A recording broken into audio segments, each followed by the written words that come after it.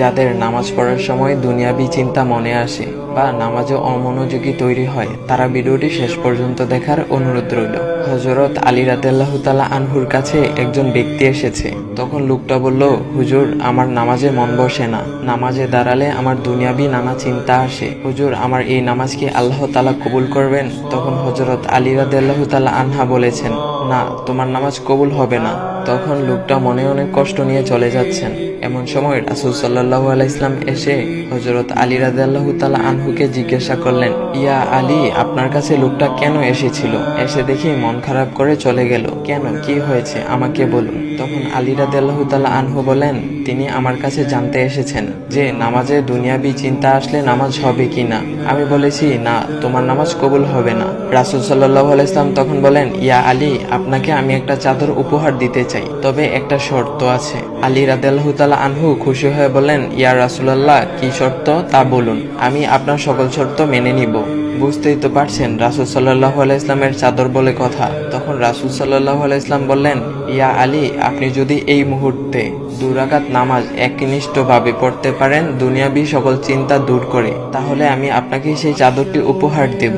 আলী রাদিয়াল্লাহু তাআলা আনহু বলেন, এটা তো সাধারণ ব্যাপার। আলী রাদিয়াল্লাহু তাআলা আনহু তখন নামাজে দাঁড়িয়ে গেলেন আর তিনি নামাজ পড়তে শুরু করলেন। এমন সময় তার মনের মধ্যে শুধু ভাবনা চিন্তা আসতে শুরু করলো, আচ্ছা, আমাকে যে রাসূল সাল্লাল্লাহু আলাইহি ওয়াসাল্লাম যে চাদরটা দিবেন, সেটা কি ফাতিমার চাদর নাকি রাসূল সাল্লাল্লাহু আলাইহি ওয়াসাল্লামের? আচ্ছা, চাদরখানা দেখতে কেমন হবে?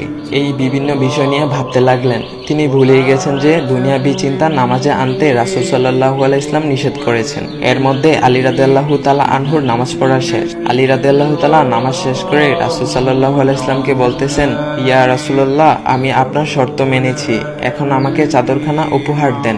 রাসূল সাল্লাল্লাহু আলাইহি ওয়াসাল্লাম বলেন, ইয়া আলী, আপনি কি একনিষ্ঠভাবে দুনিয়াবি চিন্তামুক্ত ছাড়া 2 রাকাত নামাজ পড়েছেন? তখন আলী রাদিয়াল্লাহু তাআলা আনহা মুচকি হেসে বললেন, না ইয়া রাসূলুল্লাহ, আমি আপনার চাদর নিয়ে অনেক কিছুই ভেবেছি। তখন রাসূল সাল্লাল্লাহু আলাইহি ওয়াসাল্লাম বলেন, ইয়া আলী, নামাজ তোমারও হয়েছে, আর তুমি যাকে নামাজ হবে না বলে ফতোয়া দিয়েছো, তার নামাজও আল্লাহ তাআলা কবুল করে নিয়েছেন। শোনো আলী, দুনিয়াবি চিন্তা দ্বারা নামাজ বাতিল হয় না, নামাজ মহান আল্লাহ তাআলা কবুল করে নেন।